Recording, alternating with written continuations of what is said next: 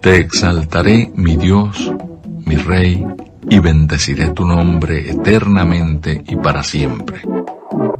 Cada día te bendeciré y alabaré tu nombre eternamente y para siempre. Grande es Jehová y digno de suprema alabanza, y su grandeza es inescrutable.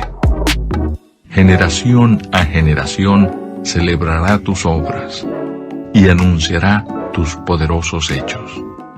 En la hermosura de la gloria de tu magnificencia y en tus hechos maravillosos meditaré.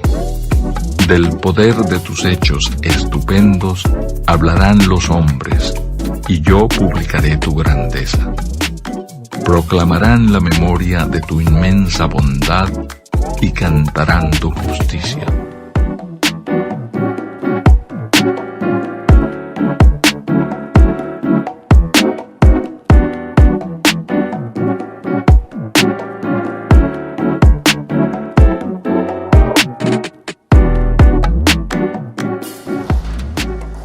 Hemos estado viendo las marcas de la iglesia, una iglesia concebida bajo la doctrina del pacto. Entendemos que pacto es un tema central en la Biblia, junto con reino, junto con evangelio, junto con señorío.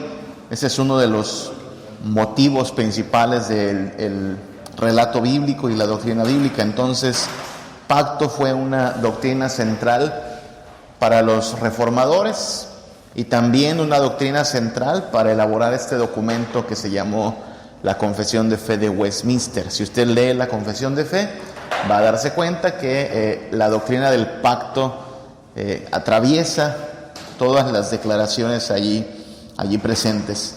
Hemos entonces estado hablando de estas marcas. Hemos dicho desde la semana pasada que nuestra concepción de iglesia entonces debe estar influenciada mucho por esta doctrina del pacto. Hemos dicho que la iglesia es el pueblo redimido de Dios, consagrado y congregado para reconocer su grandeza y misericordia como Señor del pacto. A partir de ahí hemos utilizado como un elemento de enseñanza, como un gráfico didáctico, el emblema de la Iglesia Nacional Presbiteriana, que en su parte superior tiene una paloma representando al Espíritu Santo, ¿no? Y hemos dicho que una de las principales marcas de la iglesia es su naturaleza espiritual. No podemos fabricar iglesias. Es el Espíritu Santo quien reúne y perfecciona a los santos, y sin él no sería efectiva ni la palabra, ni el discipulado, ni la vida de la iglesia. Ahora, el Espíritu Santo no obra dándonos una chiripiorca santa, trayendo nuevas revelaciones, haciendo que te guacalees y te vomites en el suelo, como si fuera esto una reunión de loquillos, ¿no? El Espíritu Santo lo que va a hacer es tomar las Sagradas Escrituras, hacer que de verdad ilumine nuestro entendimiento, crear en nosotros una nueva naturaleza. Y entonces las Escrituras son también centrales en la iglesia del pacto. Creemos que este Dios es un Dios que ha hablado de diversas formas, y que en los últimos tiempos ha hablado por el Hijo. Así es que una segunda marca es el apego a las Escrituras. Las Escrituras son la suprema, suficiente, necesaria y clara regla de fe y conducta para el pueblo del pacto. Ahora, cuando el pueblo del pacto quiere, dominado por el Espíritu, someterse a la palabra de Dios como regla de fe y conducta, pues se va a topar con que al mundo que nos rodea le parece extraño. Pedro dice que al mundo le parece extraño que no corramos en el mismo desenfreno de disolución. Y es que, pues obviamente los que son de la carne piensan en las cosas de la carne, los que son del Espíritu en las cosas del Espíritu, y estos dos estilos de vida, el carnal y el espiritual, se contradicen entre sí, y pareciera que somos minoría en el mundo.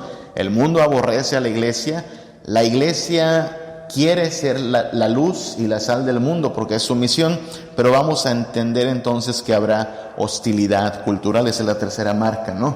Hostilidad cultural. Y es que en sometimiento al Señor del pacto, la iglesia está llamada a vivir sobria, justa y piadosamente, en oposición a esta cultura consumista, nihilista y hedonista. Apenas hemos llegado entonces a estas primeras 3 marcas de la iglesia. Hoy avanzaremos hacia una cuarta, y esta cuarta marca es la celebración del pacto, ¿ok?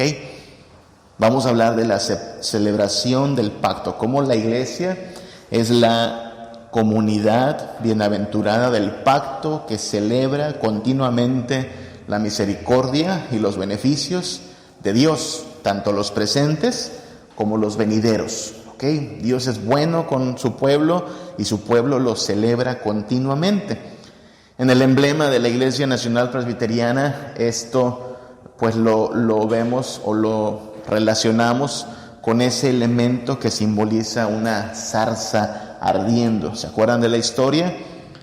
Según la constitución de nuestra iglesia, de la Iglesia Nacional Presbiteriana, el artículo 12, que es el que describe nuestros símbolos, y ya saben, ahí se habla del himno y de la bandera y del sello de la iglesia, se nos dice que esta zarza ardiente representa la supervivencia e indestructibilidad de la iglesia a través de los siglos. La supervivencia e indestructibilidad de la iglesia a través de los siglos.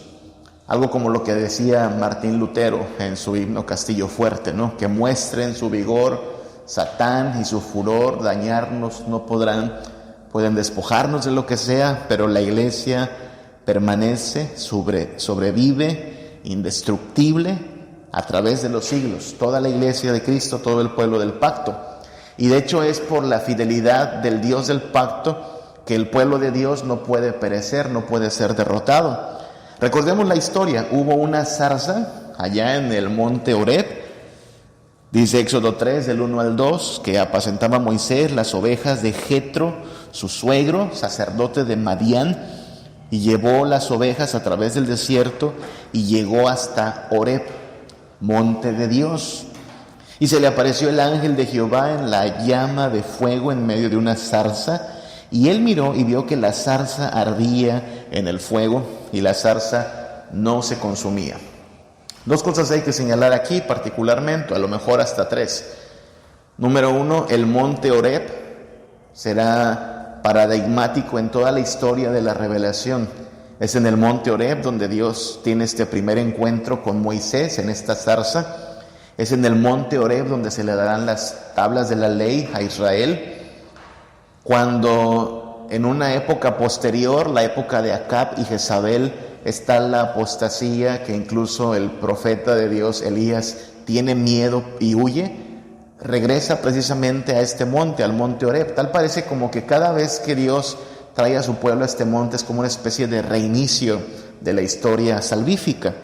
Algo más que vemos aquí es que en el versículo 2 dice que se le apareció el ángel de Jehová. Usted sabe que esta es una designación especial en la Biblia. El ángel de Jehová pareciera que es un ángel, como Gabriel, como Miguel, pero en realidad en la Biblia, en el Antiguo Testamento, el ángel de Jehová termina recibiendo muchas veces adoración, termina recibiendo honra. Así es que entendemos que no es un ángel en sí como lo concebimos, como estos seres creados por Dios para su servicio, sino que entendemos que es una designación para la persona de Dios en el Antiguo Testamento, la persona de Dios Hijo, ¿ok? Identificamos que el ángel de Jehová no es otro, sino el Hijo de Dios antes de la encarnación, ¿ok? En otra ocasión tendríamos que hablar de ese concepto, pero hoy no tenemos tiempo suficiente para desarrollarlo completito. Y después tenemos la imagen del fuego, ¿ok? Ahí en el monte Horeb hay una zarza ardiendo en fuego, pero la zarza no se consume. Grabemos esas 2 o 3 implicaciones o importantes datos, ¿no? Es un monte especial, hay fuego allí y Dios tiene comunión personal con Moisés en este caso. El ángel de Jehová se le aparece allí. Ahora, lo que va a pasar, según entendemos aquí en Éxodo, es que acaba de comenzar una nueva etapa en la historia salutis. Recuerden, hablamos de ordo salutis cuando nos referimos a la aplicación de la redención, pero también hablamos de historia salutis. Es otro término para hablar simplemente de teología bíblica o teología del pacto. ¿Ok? Y lo que ocurre es que en Éxodo, insisto, lo que estamos viendo es la revelación de una nueva etapa en la historia de salvación. Dice Éxodo capítulo 2, después de que nos explicó que murió José y que se levantó un faraón que no era pues muy amigo, que digamos, de los judíos. Dice el versículo 23 al 25, que subió a Dios el clamor de ellos con motivo de su servidumbre, y oyó Dios el gemido de ellos y se acordó de su pacto con Abraham, Isaac y Jacob, y miró Dios a los hijos de Israel y los reconoció Dios. Ahora debemos entender que cuando dice que se acordó Dios de su pacto, no significa que le dio una amnesia celestial a nuestro Dios, no significa que Dios se distrajo con otras cosas, sino que simplemente en su programación, su agenda celestial, su plan perfecto, había llegado el momento de una nueva etapa en la historia de salvación. Él, claro, está entretejiendo toda esta historia, pero Dios entonces ve que es el momento de pasar a esta nueva etapa en el pacto. Tiene bien claro con quién los hizo, ¿no? Abraham, Isaac, Jacob, son los patriarcas. Y entonces lo que vemos es que Dios llama a Moisés precisamente para liderar a su pueblo en esta etapa. Todo, recordemos, estaba previamente programado. Desde años, desde siglos antes, Dios le dijo a Abraham, precisamente en un monte donde hizo un pacto con él, le dijo entonces Dios a Abraham, según Génesis 15 del 13 en adelante: ten por cierto que tu descendencia morará en tierra ajena y será esclava allí y será oprimida 400 años. Mas también a la nación a la cual servirán juzgaré yo, y después de esto saldrán con gran riqueza, y tú vendrás a tus padres en paz y serás sepultado en buena vejez, y en la cuarta generación volverán acá. Así es que no fue accidental la ida a Egipto, no fue algo que se escapara del control y la autoridad de Dios. Todo estaba previamente calculado. Israel iría a Egipto. Ni siquiera era Israel en aquel entonces, eran apenas unas cuantas familias descendientes de Jacob. Allá muere Jacob, allá muere José. De hecho, José les dice: el Señor cumplirá sus promesas, ahí les encargo que lleven mi cuerpo, porque Él nos llevará a un lugar especial. Y después de 400 años, Dios se acuerda, en ese sentido, de su pacto. Es el momento de la siguiente etapa. Moisés, te toca a ti. Y entonces en esta zarza le dice a Moisés: vas a ir a liberar a mi pueblo. Es en este pacto, perdón, es en este monte, el monte Horeb. Recuerden que Horeb y Sinaí son lo mismo, ¿ok? El monte Horeb es el monte Sinaí. Es donde Israel recibe las tablas de la ley, el pacto. Deuteronomio 4 del 10 al 11 dice el recordatorio de Moisés: estuviste delante de Jehová tu Dios en Horeb, cuando Jehová me dijo: reúneme al pueblo para que yo les haga oír mis palabras. Ahí está otra vez la concepción de un pueblo reunido, congregado en asamblea, escuchando la palabra de Dios, las cuales aprenderán, dice Deuteronomio 4:10, las cuales aprenderán para temerme todos los días que vivieren sobre la tierra, y las enseñarán a sus hijos. Y os acercasteis y os pusisteis al pie del monte. Y mira otra vez la mención del fuego, ¿no? Y el monte ardía en fuego hasta en medio de los cielos, con tinieblas, nube y oscuridad. Otra vez los mismos elementos, ¿no? Un Dios que se manifiesta personalmente, no por intermediario, sino personalmente, de manera incluso visible, pero también terrible. Recuerden que es tal el terror del pueblo que le dicen a Moisés: mejor arréglate tú con él, porque nosotros no vamos a aguantar esto. El pueblo temblaba. De hecho, la presencia de Dios era amenazante, había una amenaza: quien quiera que toque el monte cae muerto. Así es que tenemos a un Dios Cercano sí, pero no tanto al punto de la confianza extrema. Hay cierta distancia por causa de su santidad y nosotros. Lo mismo que pasa en el primer encuentro con Moisés, ¿no? Quítate el calzado, Moisés, porque este es un lugar santo. Así es que esta llama ardiente y esta zarza ardiente, lo que nos recuerdan es cómo Dios es quien establece los términos en los cuales su pueblo se va a tener comunión con Él. Pero al fin y al cabo será un pueblo beneficiario, será un pueblo bendito. Y este pueblo va a aprender a celebrar esta identidad del pacto, a vivir bajo esta identidad del pacto y a conmemorar todo lo que Dios ha hecho por él. Esta entonces es una marca importante para el pueblo de Dios, la celebración continua del pacto. Decíamos que la iglesia es la comunidad bienaventurada del pacto que celebra continuamente la misericordia y los beneficios de Dios, tanto los presentes como los venideros. Recuerden que Israel disfrutó al instante de ser liberado beneficios presentes, pero durante todo el tiempo del peregrinaje hacia Canaán, este beneficio futuro de la tierra prometida era parte de su esperanza y también parte de su obediencia, ¿no? Su aliento. Y eso pasa también con nosotros. Ya disfrutamos de todos los beneficios de ser hechos hijos de Dios. No tenemos media adopción, no tenemos media justificación. Somos ya beneficiarios, pero estos privilegios presentes no se comparan con los bienes venideros. También a nosotros se nos es dada una promesa, de hecho, de una tierra nueva, y son estos beneficios venideros los que también nos desafían, por un lado, a la obediencia, y por otro lado, a colocar nuestra esperanza y nuestra fe en lo que está por venir. ¿Ok? Entonces, ¿de qué va a tratar esta marca? Sí, trata de lo que llamamos culto, de lo que llamamos adoración, de las reglas incluso de Dios para cuando su pueblo se reúne y de cómo debiéramos concebir esta continua convocación para alabar a nuestro Dios. Comencemos entonces con establecer que en la Biblia Dios se presenta como el único que es digno de suprema alabanza. ¿Se acuerdan? Salmo 145, te exaltaré, mi Dios, mi Rey, bendeciré tu nombre eternamente y para siempre. Él es grande. El pueblo de Dios está llamado a responder a la revelación del Señor como Señor del pacto en adoración. ¿Qué es adoración? Pues como lo hemos aprendido a definir con las palabras de John Frame, reconocer la grandeza del Señor del pacto.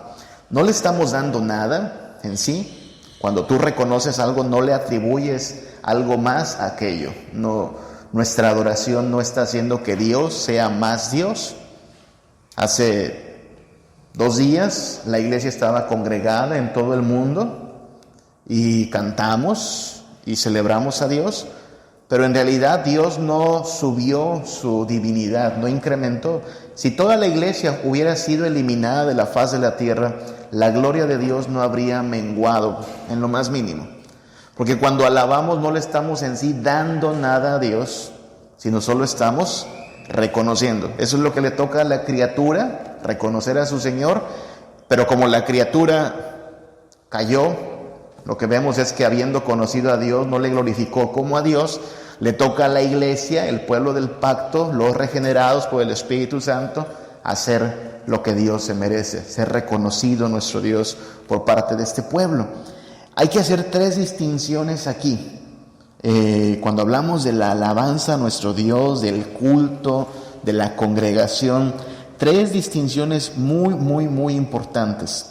La primera es una distinción entre aquello que hacemos en congregación y aquello que hacemos en casa, ¿ok? Y esta sería una distinción entre el culto público y el culto privado, ¿ok?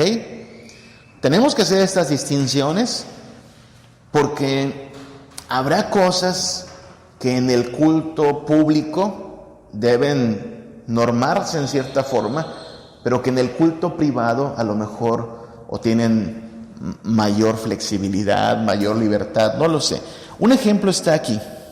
en el pasaje de 1 Corintios 14, del 34 en adelante. Dice así: vuestras mujeres callen en las congregaciones, porque no les es permitido hablar, sino estar sujetas, como también la ley lo dice. Y si quieren aprender algo, pregunten en casa a sus maridos, porque es indecoroso que una mujer hable en la congregación. Hay que aclarar esto, ¿no? Porque en nuestra época esto sería visto como misógino, patriarcalista, machista. No, Pablo está diciendo, en la congregación, en el culto comunitario, la hermana debe callar. Entendemos que no se refería a callar absolutamente, sino a usar la palabra con la misma autoridad con la que lo haría un pastor, un obispo, incluso un apóstol. Estamos hablando de palabra autoritativa, ¿no? Y esa es una de las razones por las cuales la Iglesia Nacional Presbiteriana de México no ordena a las hermanas al pastorado. No quiere decir que no puedan estudiar teología. Aquí hay muchas hermanas que serán teólogas y serán de mucha ayuda a su iglesia, o ya lo están siendo, pero no pueden ejercer la autoridad.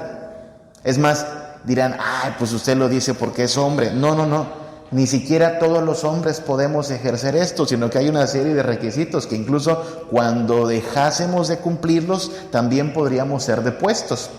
O sea, es que no es un derecho, ¿ok? Ser líder, ser pastor, no es un derecho, es un llamado de Dios. Pero no nos vamos a ir por el tema de la ordenación.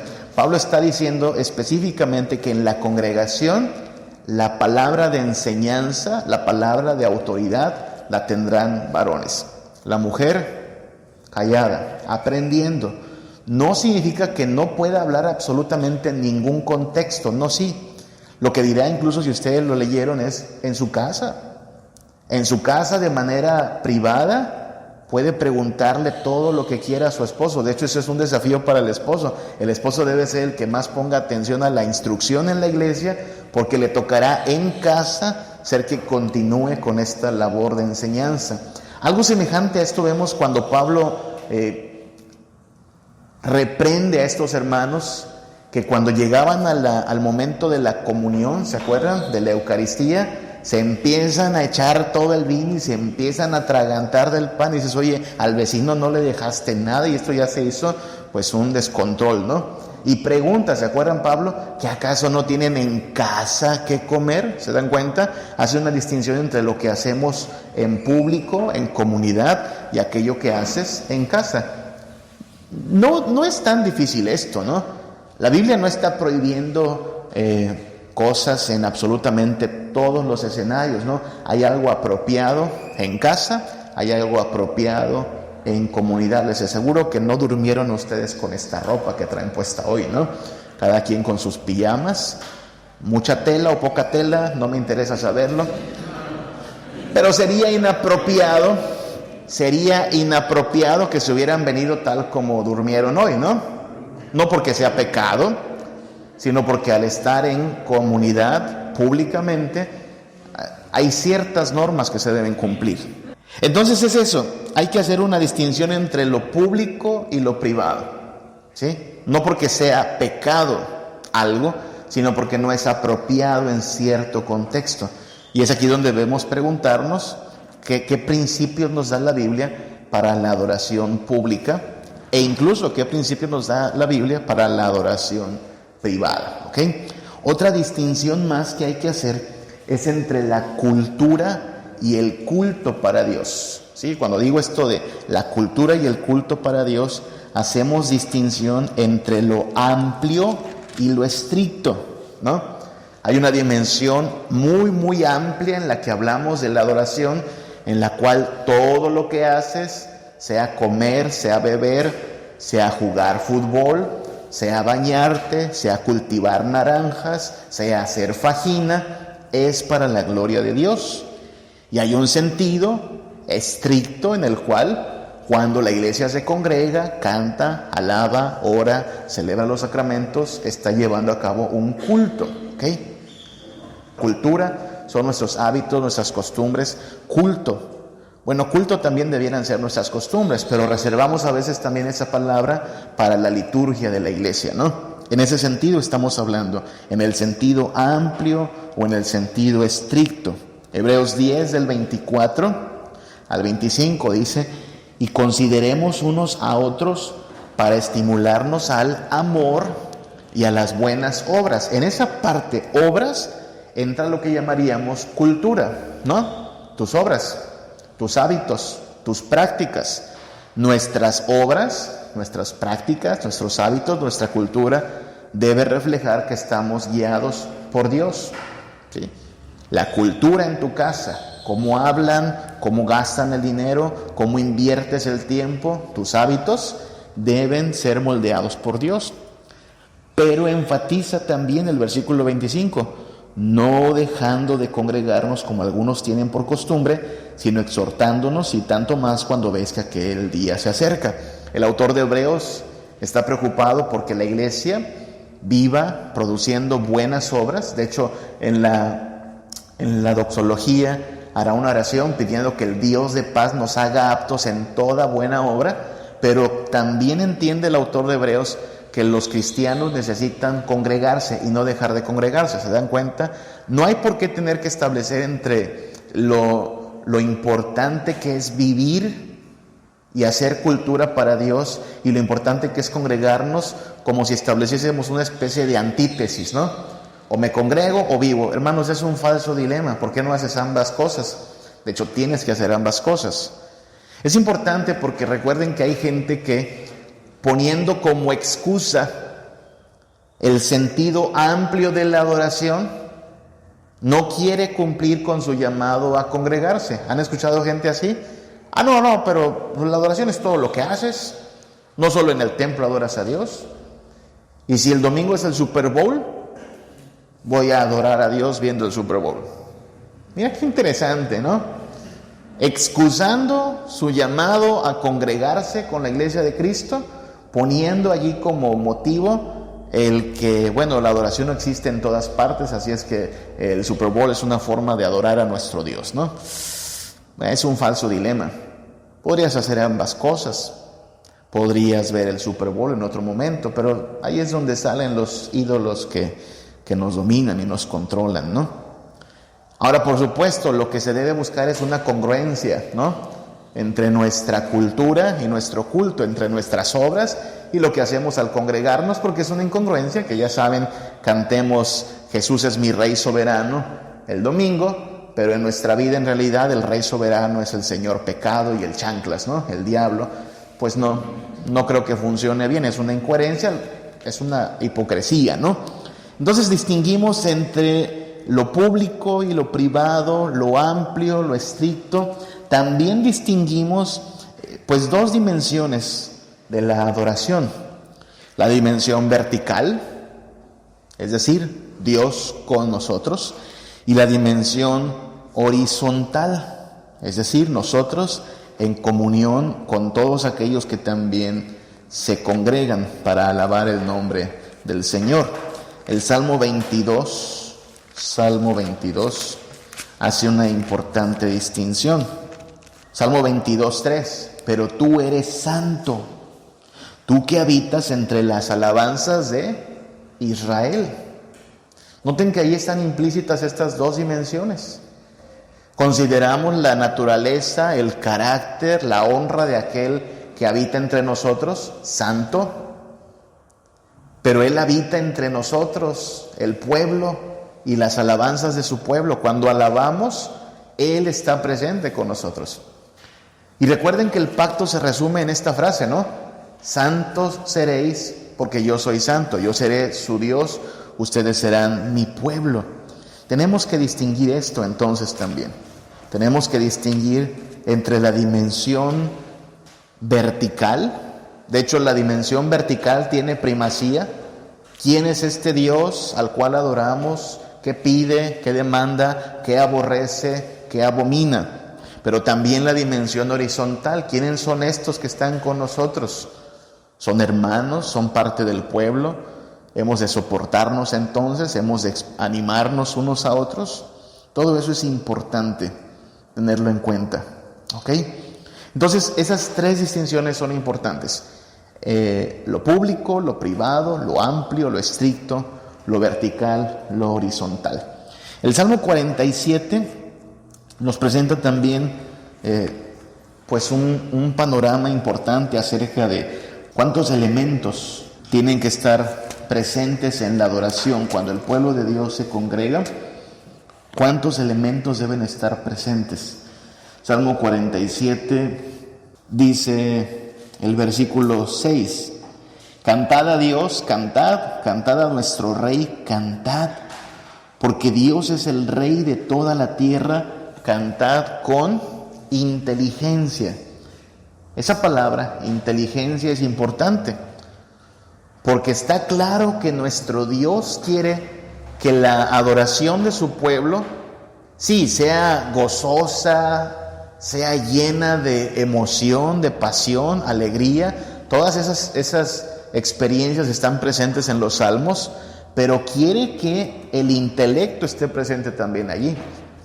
A diferencia de los cultos paganos, sí, donde a veces incluso hay que poner en blanco la mente, o lo más en blanco que puedas, la mente debe estar muy activa en la adoración.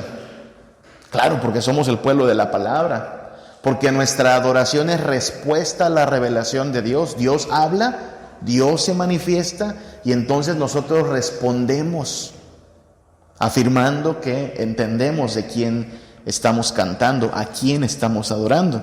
Entonces, la adoración debe ser normada por el Espíritu y la palabra, pero estos operan en el intelecto.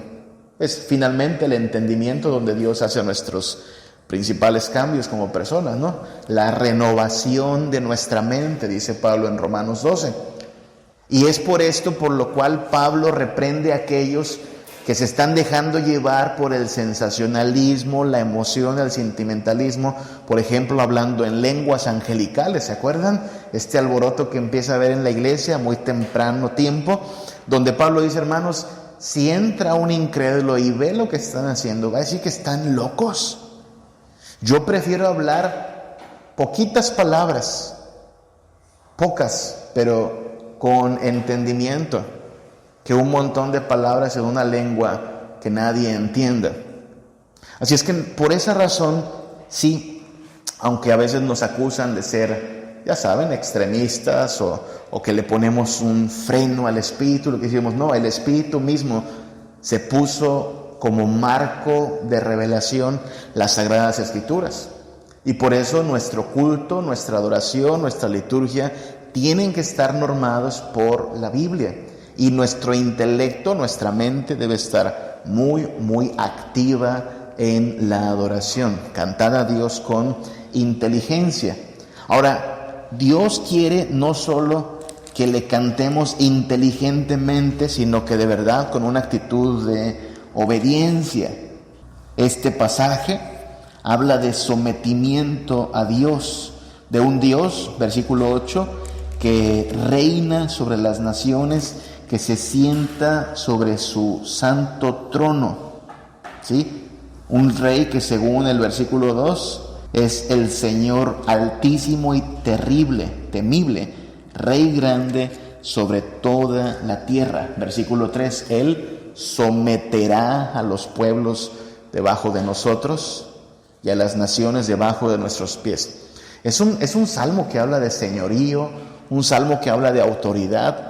Y por lo tanto, si las naciones están llamadas a sometérsele, pues la actitud de los que se congregan, la actitud de los que cantan en esta asamblea debe ser una actitud de sometimiento. Nuevamente, de nada serviría que podamos cantar incluso toda una declaración de fe ortodoxa y con citas bíblicas a cada expresión que decimos, si de todos modos no nos vamos a someter a este rey. La voluntad debe estar presente. Es muy común saber de cantantes y artistas incrédulos, pero con hermosas voces, que pueden grabar alabanzas de labios, pero cuya vida es una total contradicción al sometimiento a Dios.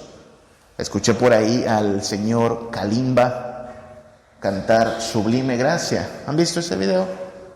Búsquenlo. Está padre, está bonito.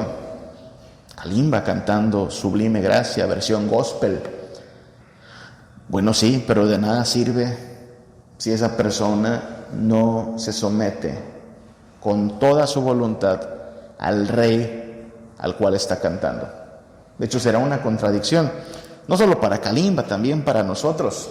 Por eso debemos tener cuidado en buscar la integridad. Y claro, hay lugar para las emociones. El Salmo 47 habla en el versículo 1, pueblos todos, batid las manos, aplaudan y aclamen a Dios con voz, no de apáticos, sino de júbilo. O sea, con enjundia, con gozo, ¿no? Todas esas expresiones de gozo que son muchas veces aprobadas en el fútbol, en el teatro, en una fiesta, debemos entender que sí caben en la adoración a nuestro Dios. Sé que estamos tocando un asunto que ha sido polémico. Históricamente los presbiterianos no aplaudimos, ¿no? Históricamente los presbiterianos no levantamos las manos, no usamos panderos, eso lo hacen los pentes y los caris. No, en realidad no hay una prohibición, y no quiero meterme en ese debate, porque no estamos hablando específicamente de la adoración y la doctrina de la adoración, sino de la conexión entre adoración y celebración del pacto, ¿verdad? Pero a estas alturas me alegra ver que si bien sigue habiendo cierta tradición y cierta costumbre en el amplio mosaico que somos los presbiterianos aquí en México, y no es lo mismo allá en el norte donde yo crecí, el culto tiene que ser todavía con órgano, eso es todo, no hay más. Y allá en el sur, en Chiapas, creo que no aplauden los hermanos, ¿no? O no todos. Me alegra ver que en la mayoría de las iglesias al menos ya hay pues un poquito de apertura para que al menos al que se ponga a aplaudir no lo estamos ya quemando en leña verde al final, ¿no? Bueno, que aplauda y es libre, ¿no? Nada más que las emociones deben estar sometidas a la palabra y deben ser útiles para que nuestra inteligencia, nuestro intelecto esté en verdad meditando en lo que estamos cantando. Cantad a Dios, cantad a nuestro Rey, cantad, porque Dios es el Rey de toda la tierra, cantad con inteligencia. Al que está sentado en el trono, al que vive para siempre y siempre, sea la gloria, sea la honra y el poder, sea la gloria, sea la honra y el poder. Y al que está sentado en el trono, y al que vive para siempre y siempre, sea la gloria, sea la honra y el poder, sea la gloria, sea la honra y el poder. Y al que está sentado en el trono, al que vive para siempre y siempre, sea la gloria, sea la honra y el poder, sea la gloria, sea la honra y el poder. Y al que está sentado en el trono, y al que vive para siempre y siempre, sea la gloria, sea la honra y el poder, sea la gloria, sea la honra y el poder. Oh, te adoramos, oh, te exaltamos, oh Rey de Reyes,